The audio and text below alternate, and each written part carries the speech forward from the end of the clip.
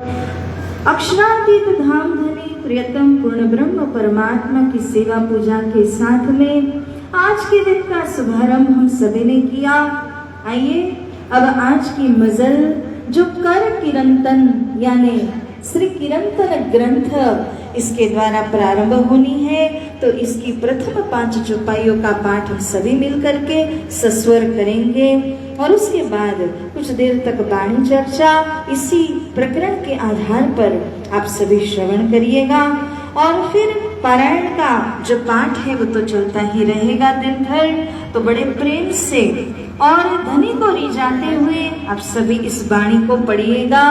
इसी के साथ आइए हम सभी पहले प्रकरण का यहाँ पर पाठ शुरू करते हैं। किरंतन वाणी के अंदर श्री कृष्ण कन्हैया लाल की। श्री किरंतन ग्रंथ प्रारंभ। राग श्री मारो। पहले आप पहचानो रे साधो, पहले आप पहचानो, बिना आप चीन है पार ब्रह्म को, कौन कहे मैं जानो, पीछे ढूंढो घर अपनों, तब कौन ठौर ठहरानो, जब लग घर पावत नहीं अपनो, सो भटकत फिरत भर मानो, 5 तत्व मिल महोल रच्यो है, सो अंतरिक्ष क्यों अटकानो, या के आस पास अटकावे नहीं, तुम जाग के संशय भानो, नींद उड़ाए जब चिन्ह होगे आपको, तब जानोगे मोहलयों रचानो, तब आप घर पाओगे अपनो, देखोगे अलख लखानो, बोले चाले पर कोई न पहचाने, परखत नहीं परखानो, श्री महामति कहे माहे पार खोजोगे, तब जाए आप उलखानो, तब जाए आप उलखानो, बोले चाले पर कोई ना पहचाने, परखत नहीं परखानो, श्री महामति कहे माहे पार खोजोगे, तब जाए आप ओलखानो, तब जाए आप ओलखानो। श्री कृष्ण कन्हैया लाल की, श्री सद्गुरु महाराज की, श्री प्राणनाथ प्यारे की। प्यारे सुंदर साथ जी, अब सभी इस वाणी को आगे पढ़ते रहिए और इसी वाणी के आधार पर हम कुछ देर तक वाणी चर्चा को श्रवण करते हैं। सुंदर साथ जी, हम सभी को यह अवगत है कि महामती श्री प्राणनाथ जी के यह 14 ग्रंथ ब्रह्मवाणी श्री तारतम सागर श्री कुलजन स्वरूप साहिब के अंदर में अति सुंदर रूप से शोभा ले रहे हैं और उनमें से जो किरंतन ग्रंथ है उसको कर किरंतन करके कहा गया है, अर्थात कि धाम धनी जी के हस्त कमल रूप है किरंतन ग्रंथ। क्यों? क्योंकि इसी किरंतन ग्रंथ के अंदर कईयों प्रकार के धर्म संप्रदायों के साथ, कई प्रकार के भक्तों के साथ में कुरान पक्ष अथवा पुराण पक्ष के द्वारा महामती श्री प्राणनाथ जी ने कई ऐसे रहस्यमय बातों को उजागर किया है, जिसके कारण से इसको हस्त कमल की उपाधि दी गई।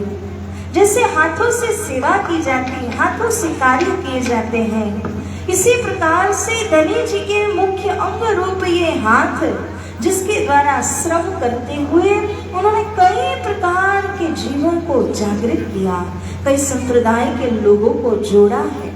आप देखेंगे कि कीर्तन वाणी के अंदर वेदांतियों को, वैष्णवों को अथवा कुरान पक्ष समझने वालों को भी संबोधित किया गया है।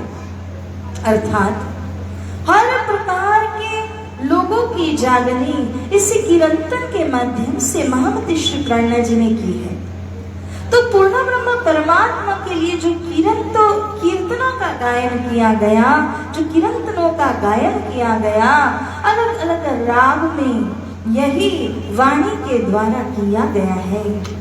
प्यारी सुंदर साथ जी, कीर्तन ग्रंथ की एक और विशिष्ट बात यह है कि कोई भी ग्रंथ एक जगह अवतरित हुआ होगा, परंतु श्री कीर्तन ग्रंथ के अलग अलग प्रकरण जो हैं वो सभी अलग अलग जगहों पर अवतरित हुए हैं।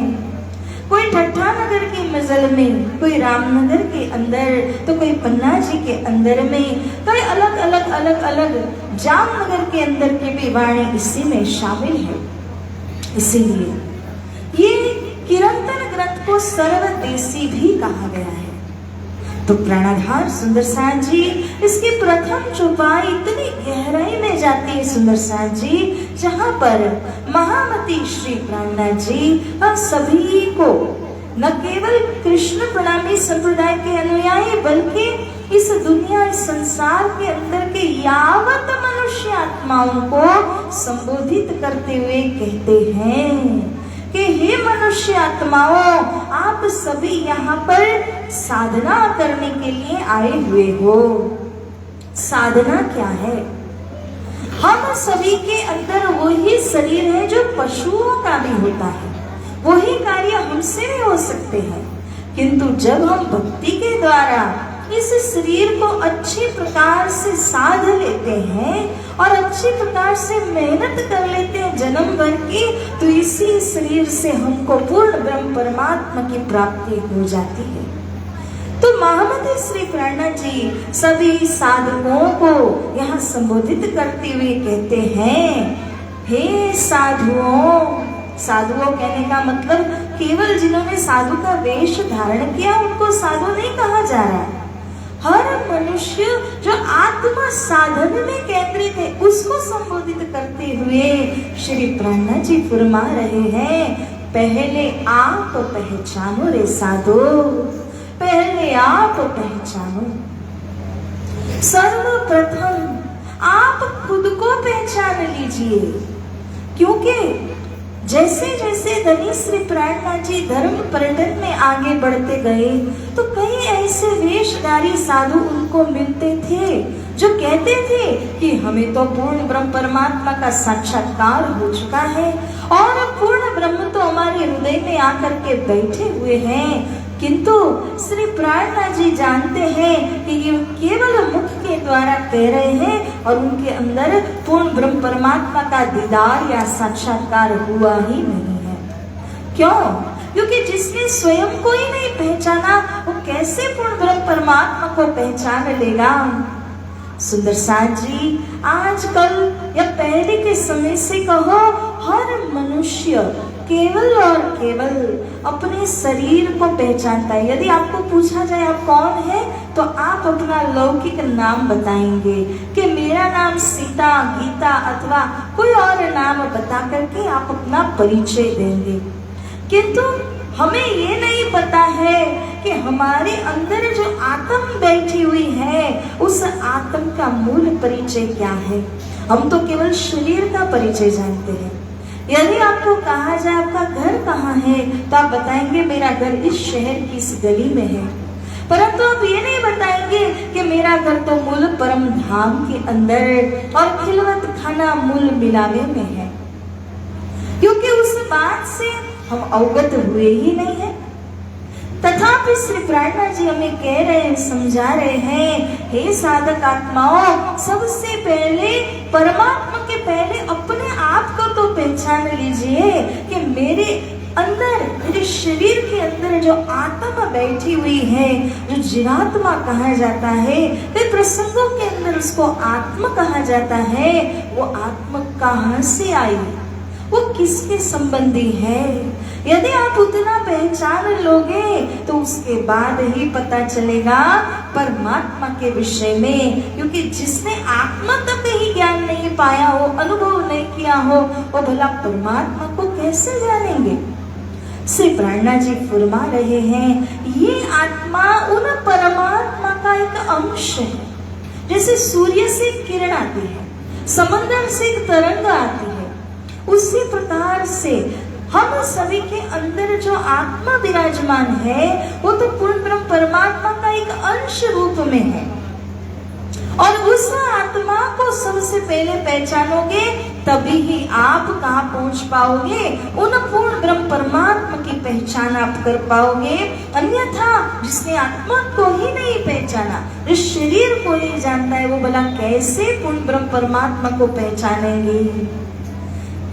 हे सुंदर साजी, कौन कहे मैं जानो, बिना आप चिन्हे पार ब्रह्म को। श्री प्राणनाथ जी महात्मा बुद्धि के सागर हैं, जो फरमा रहे हैं, जो यदि आपने खुद को ही नहीं पहचाना तो फिर पार ब्रह्म को कैसे पहचानोगे।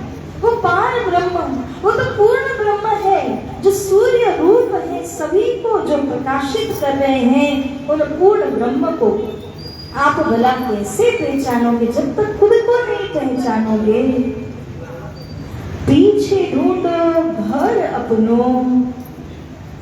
श्री प्राणा जी और आगे बढ़ते हुए कहते हैं, सबसे पहले खुद की आत्मा को पहचानो और उसके बाद दूसरा क्या पहचानना है, अपने घर को ढूंढना है।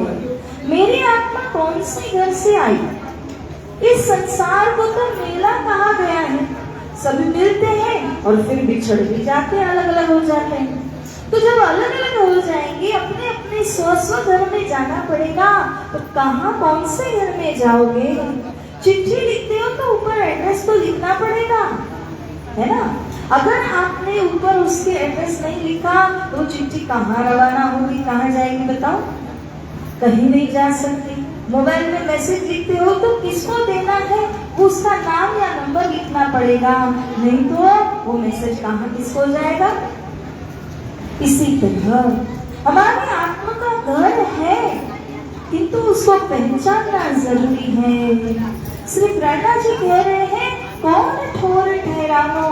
अरे जब आत्मा शरीर को छोड़ करके निकलेगी तो किस ठोर यानी किस जगह में ठहरेगी बताइए। जैसे आप मान लीजिए किसी ने किराए का मकान 11 महीने के लिए लिया हो, जब 11 महीने पूरे हो गए, क्या वो तब घर ढूंढने निकलेगा कि पहले ढूंढेगा, है ना। वो पहले ढूंढ करके नया घर नया मकान देख रखेगा अथवा खुद का ले लेगा और उसके बाद में सारे सामान और सह परिवार उस नए घर के अंदर वो प्रवेश होगा। लेकिन अगर वो सही समय से घर को न ढूंढे तो फिर उसको भटकना ही पड़ेगा। इसी प्रकार से वही श्री प्राणा जी कह रहे हैं कि हे सुंदर साथ जी, हे मानव आत्माओं, पहले ही आप अपने घर को ढूंढ लीजिए। जब तक घर पावत नहीं अपनों तो लो भटक फिरत भर मानो। अरे जब तक आपको खुद का निज घर नहीं मिल जाता तब तक भटकते रह जाओगे, भरमाते रह जाओगे। माया आपको भ्रमित कर करके कभी वृक्ष बनाएगी, कभी कुत्ते बिल्ली सुअर का शरीर देगी। तो क्या भटकने के लिए ही हम पैदा हुए हैं। हम मनुष्य आत्मा क्यों बने, इसीलिए कि यहाँ से एक अखंड घर में जा सके, किंतु यहाँ भूला तो वो कहाँ पड़ जाएगा, 84 के चक्कर में पड़ जाएगा। तो श्री प्राणा जी कह रहे हैं, 5 तत्व मिल महल रचियो है।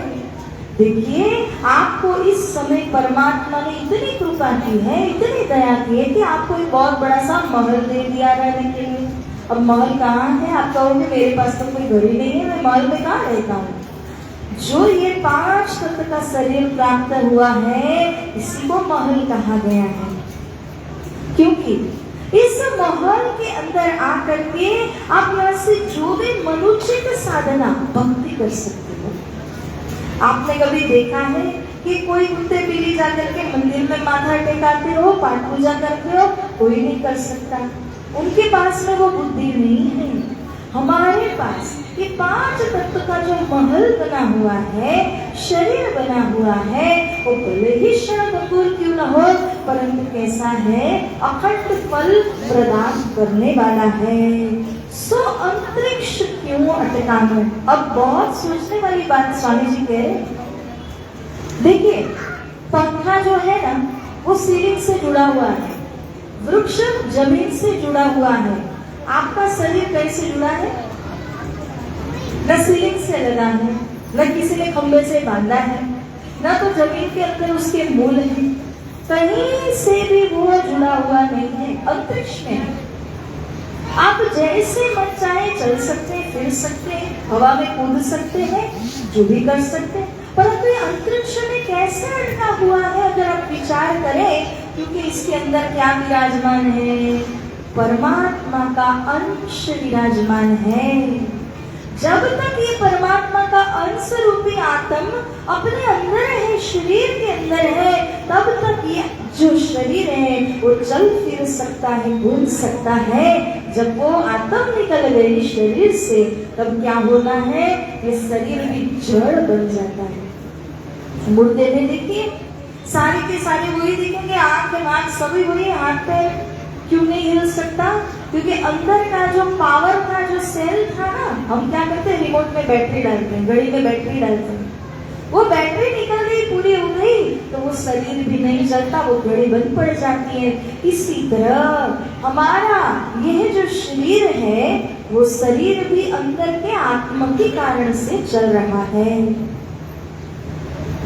या के आस पास अटकाव नहीं, इसके आसपास में यदि आप देखो तो किसी प्रकार का कोई बंधन नहीं है। यहाँ पर यहाँ जो शरीर है वो स्वयं ही चलता है, क्योंकि इसके अंदर वो आत्म शक्ति, वो तेज विराजमान है। तुम जाग के संशय ढानो। हे सुंदर साजी मनुष्य आत्माओं, आप अपने अंदर का संशय जो है, जो पर्दा बन जाता है, उसको भान दो, हटा दो, निर्मूल कर दो कि मैं और परमात्मा एक है। मगर किस प्रकार से एक है? सूर्य के रश्मि या किरण की तरह एक है, समंदर के जल और तरंग की तरह एक है। खुद को परमात्मा न समझो, आप परमात्मा का अंश हो। इसीलिए प्रणा जी आगे कह रहे हैं कि नींद उड़ाए जब चिन्होगे आपको, आपको मतलब स्वयं को, खुद को। सबसे पहला कि नींद को बनाइए। अब कौन सी नींद? हम तो जाग करके आए हैं। अज्ञान की नींद जिसने जीव को घेर करके रखा हुआ है, जन्म जन्मांतर से वो कुंभकर्ण की भांति सोया हुआ है। उस अज्ञान के पर्दे को हटाने की बात श्री प्राणा जी हमें समझा रहे हैं। तब जानोगे मोहल यों रचानो। सबसे पहले तो ये समझिए कि ये महल कैसे रचा गया। महल किसको कहा था बताइए अभी अभी। महल क्या है? शरीर। तो यह जो शरीर है वो शरीर को कैसे रचा गया, उसके अंदर जीव को कैसे किसने प्रवेश कराया, वो जीव किसका अंश है, इस बात को समझना ही अज्ञान को दूर करना है। कृष्ण कन्हैया लाल की। तब आप घर पाओगे अपनों। जब जीवात्मा की पहचान हो जाती है ना, उसके बाद में दूसरा क्या मिलता है कि जीव तो पहचान लिया गया, आत्मा को तो पहचान कर ली मैंने, अब मुझे ढूंढना है आत्मा का घर कहाँ है। यहाँ से आप कहाँ जाओगे? अपने अपने घर जाओगे पहले तो जब आप खुद के घर जाओगे, घर ही नहीं होगा तो कहाँ जाओगे? वैसे आत्मा के पास यदि उसका घर नहीं है तो आत्मा कहाँ जाएगी? वो भटकती रहेगी, दूसरा घर करेगी, तीसरा घर करेगी, लेकिन अखंड घर तक जा नहीं पाएगी। अखंड घर में जाने के लिए केवल और केवल यही साधन मनुष्य तक आपको दिया गया है। देखो कि अलख लखानो, आत्मा की पहचान पहली कड़ी, फिर घर की पहचान होती है तीसरा। अलग परमात्मा है, उनको पहचाना जाता है। अलग यानी जो इन नेत्रों के द्वारा दिखाई नहीं देते, इन कानों के द्वारा सुनाई नहीं देते, उनका अनुभव केवल और केवल सद्गुरु कृपा के द्वारा होता है। ऐसे परमात्मा अलग है, इंद्रियों से परे है। श्री ब्रह्मा जी कह रहे हैं, पहले क्रम में क्या होगा, आप खुद की आत्मा की पहचान करोगे, फिर घर की पहचान होगी, उसके बाद उन अलग परमात्मा की पहचान आपको होगी। बोले चाले पर कोई ना पहचाने। अब आप कहोगे ऐसे कोई महापुरुष इस कलयुग के बीच में हो सकते हैं जिन्होंने खुद को, घर को और अलग परमात्मा को पहचाना है? तो श्री ब्रह्मा जी इस संदर्भ में फरमाते हैं कि बोले चाले पर कोई ना पहचाने। ये जो ऐसे महापुरुष हैं जिनको खुद की आत्मा की, घर की और अलग परमात्मा की, तीनों की पहचान हो चुकी है। वे अलग परमात्मा तो मतलब वे महापुरुष तो कहाँ पर हैं वो कोई जान नहीं सकता, क्योंकि वो खुद बोलते नहीं और खुद सामने आकर के आपसे बात नहीं करते, इसीलिए कोई उनको पहचान नहीं सकता। वो तो ऐसे रहते हैं जैसे उनके पास कुछ है नहीं। जिसके पास कुछ भी नहीं होता वो दिखावा करते हैं। मैंने कई लोगों से सुना है कि जिनके पास में वास्तव में कोई धन नहीं होता, वो आकर के अपने आप को बड़ा सिद्ध करने की कोशिश करते हैं। ऐसे रंगे चंगे कपड़े पहन करके और ऐसे अपने आप को प्रोजेक्ट करते हैं दुनिया के बीच में कि पता ही ना चलता है कि ये तो अंदर से खाली है। लोगों को क्या लगेगा, इतना अच्छा लग रहा है, इतना अच्छा स्वरूप है, जाने क्या होगा इसके पास, अंदर से खाली होगा। ठीक वैसे ही जैसे कंचन के घड़े में विष भरा हुआ हो। मैं आपको कंचन का घड़ा देती हूँ, परंतु क्या भरा है, विष भरा है। वो विष से भरा हुआ घड़ा लेकर के क्या करोगे? इसी तरह पंचतत्व का शरीर जिसका है, जिसको सजाया है, मगर अंदर से तो वो पॉइजन से, जहर से भरा हुआ है, माया के विष से भरा हुआ है, उसको लेकर के क्या करोगे? श्री ब्रह्मा जी कह रहे उन महापुरुष की, उन सत्पुरुष की खोज करिए जिसने खुद को पहचान लिया, घर को पहचाना, धनी को पहचाना। ऐसे महापुरुष सामने से आके चिल्लाएंगे नहीं। कभी आप लोगों ने सुना है कि हीरे बेचने वाला आया वो गली में और कहे 1 किलो हीरे ले लो। आम वाला आता है ना, सब्जी वाला आता है, केले वाला आता है, क्योंकि उन वस्तुओं का मूल्य इतना नहीं है। वो खुद चल के रास्ते से आपके घर तक आता है कोई भी वस्तु को बिक्री करने के लिए। परंतु जिसके पास अनमोल हीरा है वो कभी भी इस प्रकार से नहीं आएंगे, वो कभी भी इस प्रकार से आपको आकर के नहीं कहेंगे मेरे पास हीरा है ले लो। वो तो क्या करेंगे, अपने स्थान में बैठे रहेंगे और वो ये देखेंगे कि जो भी हीरा खरीदने वाली व्यक्ति है, सक्षम व्यक्ति है, पैसा है जिसके पास, वो खुद ही आकर के मुझसे हीरा खरीदने को आएंगे, ढूंढते हुए आएंगे।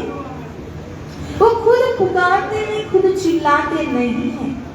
इसी तरह जिन सद्गुरु के हृदय धाम के अंदर परमात्मा स्वयं विराजमान हो चुके हैं ना, वो खुद आकर के चिल्लाते नहीं है आओ मेरे पास परमात्मा है। आपको जाकर उनकी पहचान करनी होगी। परखत नहीं परखानो, इतना सरल नहीं है उनको परखना। आप उनके मुखार बिंद को देखें, उनके शरीर को देखें, तो उनके शरीर और स्वास्थ्य को देख करके तो लगता है कि इनके अंदर कोई शक्ति नहीं है, परंतु उनके हृदय रूपी धाम के अंदर परमात्मा का निवास होता है। वो परमात्मा के संग सदैव खेल करते हैं, आनंद मग्न होकर के रहते हैं। इसीलिए उन स्वरूप का नाम क्या दिया है, निजानंद स्वामी सतगुरु धनी श्री देवचंद्र जी महाराज। बोले श्री सद्गुरु महाराज की। तो प्यारे सुंदर सांड जी, श्री प्राणनाथ जी कह रहे हैं महामत कहे माहे पार खोजोगे। देखो खोज कहाँ करना है इसके बारे में बता दिया। बाहर खोजना है कि भीतर खोजना है। बाहर खोजोगे कुछ मिलने का नहीं है, भीतर खोजना पड़ेगा, अपने अंदर झांकना पड़ेगा। जब आप अपने अंदर झांकोगे तो आपको अपने अंदर के आत्मा की पहचान होगी। आत्मा की पहचान होने से घर और अलग परमात्मा की पहचान होगी। तो जब आपको पार ब्रह्म को खोजना है तो कहाँ खोजोगे? सबसे पहली कड़ी आपके अंदर है। बाहर खोजने से 5 तत्वों की वस्तुएं मिलेंगी, 5 तत्वों के अंदर परमात्मा नहीं है।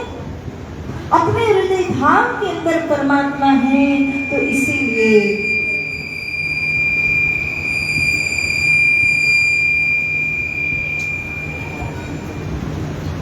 इसीलिए श्री प्राणनाथ जी यहाँ पर फरमाते हैं तब जाए आप ओल खानो, कि जब सबसे पहले भीतर झांकोगे, अंतरंग बन जाओगे, खुद के आत्मा के ऊपर आप ध्यान दोगे, उसी समय आपको परमात्मा की पहचान हो सकती है।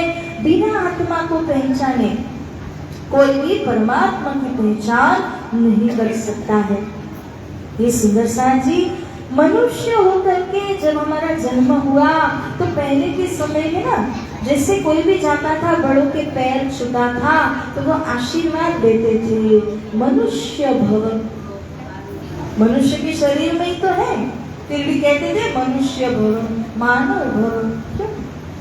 क्योंकि मनुष्य का सा शरीर तो मिला है, बुद्धि जागृत नहीं हुई थी। उस बुद्धि को जगाने के लिए आशीर्वाद दिया करते थे बड़े बुजुर्ग कि मनुष्य भव, सबसे पहले मानव हो जाओ और अपनी बुद्धि को जागृत करो। तो इस प्रकार से प्यारे सुंदर सांड जी, ये 5 चौपाई की वाणी चर्चा को हम सभी ने श्रवण किया। और इस बात को ध्यान रखिएगा कि अपने भीतर परमात्मा का अंश है, यदि उसको जान लिया तो उस चिंतना के द्वारा परब्रह्म परमात्मा को जाना जा सकता है। किंतु अगर बाह्य वस्तुओं के अंदर, जमीन, घर, बंगले, गाड़ी के अंदर अगर आप कुछ ढूंढने जाओगे तो सत्यता नहीं मिलेगी, परमात्मा नहीं मिलेंगे। परमात्मा केवल और केवल सतगुरु के दिल रूपी धाम के अंदर रमण कर रहे हैं। और सतगुरु के चरण को पकड़ लीजिए तो रास्ता अपने आप मिल जाएगा। श्री कृष्ण कन्हैया लाल की। तो प्यारे सुंदर सांड जी, मैं चौपाई को दोहराकर सवाणी चर्चा को यहाँ पर विराम देती हूँ। बोले चाले पर कोई ना पहचाने, परखत नहीं परखानो, श्री महामति कहे माहे पार खोजोगे, तब जाए आप ओल खानो, तब जाए आप ओल खानो। बोले श्री कृष्ण कन्हैया लाल की, श्री सद्गुरु महाराज की, श्री प्राणनाथ प्यारे की, बोल बोल पंजे वाले की, समस्त सुंदर साथ की, सभी को कोटि कोटि प्रेम प्रणाम।